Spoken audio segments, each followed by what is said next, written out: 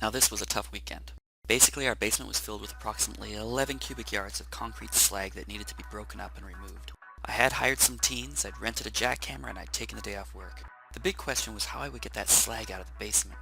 The final solution was this Bagster dumpster that I got from Home Depot for about 30 bucks. We loaded it up and then brought my trusty skid steer in to lift it out of the basement. Initially I thought the forks were the way to go, but the bag kept slipping down to the base of the forks, which brought it close to the wall and didn't let me get enough height. Also, dragging it up the rough wall ripped some seams on the bag. I decided that my bucket would give me more control and allow me to hold the bag further from the wall. We also tied the chains to shorter loops. That plan worked out and we got the first load out. We emptied that and refilled the bag over and over. More about why all this concrete was on the floor in the first place can be found on the website. Basically, all this concrete was blow-through from the shotcrete guys. When I set up the main level, I planned to back all the metal lath with fiberglass screen to prevent this mess from ever happening again.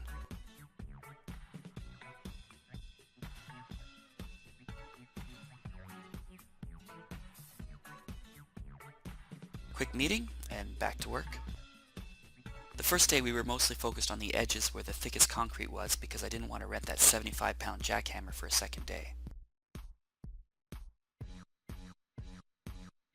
Here the guys are digging a trench for the radon tube.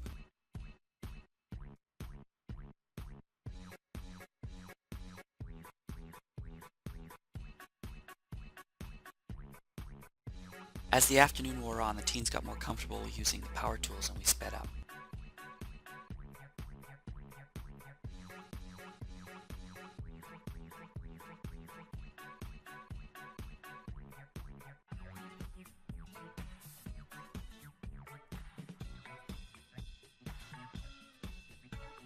On Saturday, my parents were in town, even though I had already warned them that we would be taking on the worst job of the build so far.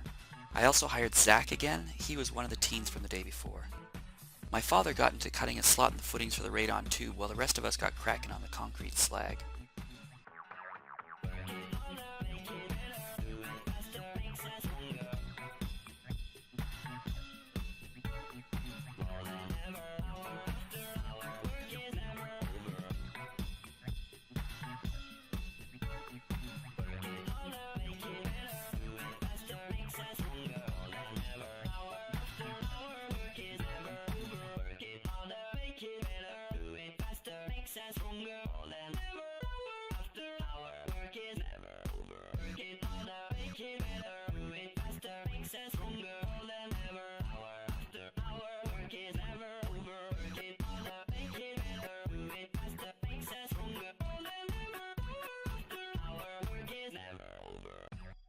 We wrapped 4-inch corrugated drain pipe in landscaper's fabric to keep the dirt out of the radon tube. Then my father and I worked on floor drains while the others just kept right on cracking up that concrete.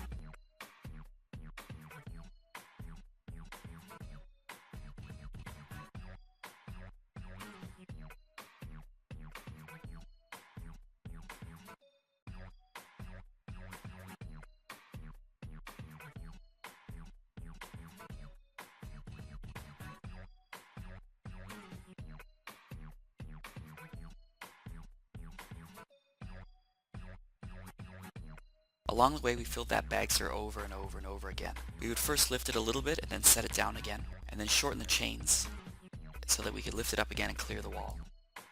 We had a pretty good routine going by the end of the day.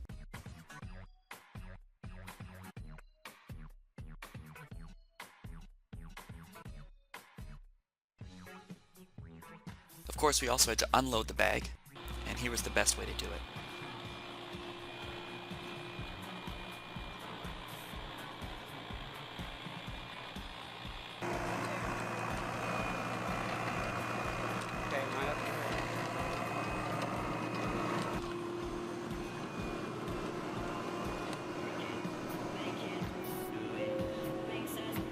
Yes, all that concrete laying around was brought out of the basement for this job.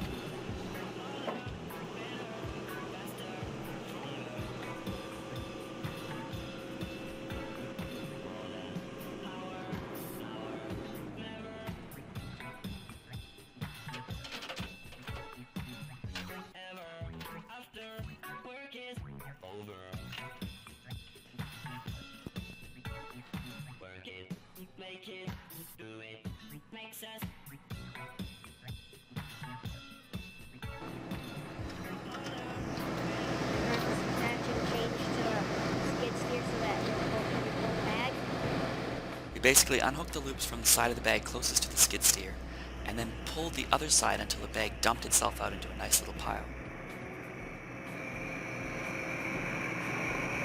My dad had unloaded the bag.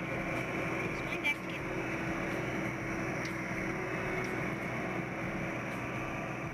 Let's see what happens.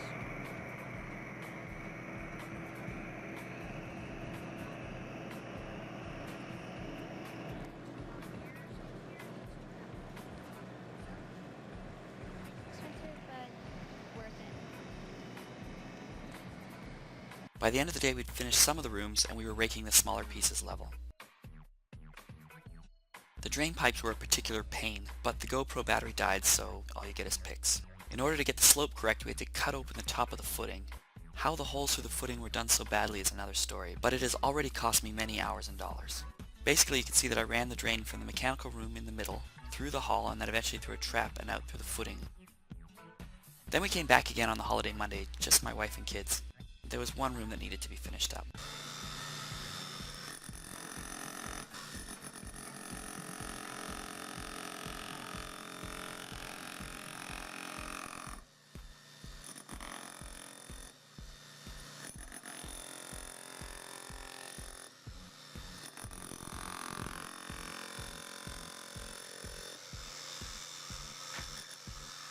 You do one more layer there so you can see out to the soil.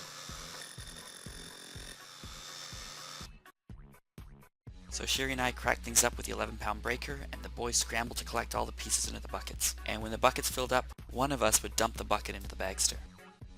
The boys filled 250 gallons, based on buckets, of concrete between the two of them.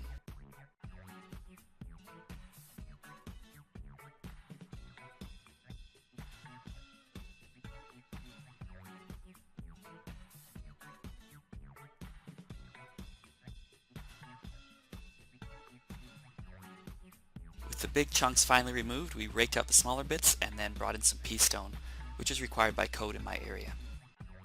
I also took care of the other easy drain.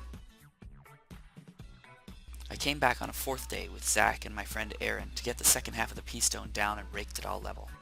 Aaron intentionally took a pea stone shower, just for fun. At the end, I cut off the extra material at the ends of some of these earth tubes. And here's the final product, a pea stone floor that meets building code. The black pipes are to channel radon out of the home, and the white pipes are plumbing or drains. We had to leave these pipes exposed until the building inspector approved them, which he did. Then we raked them level.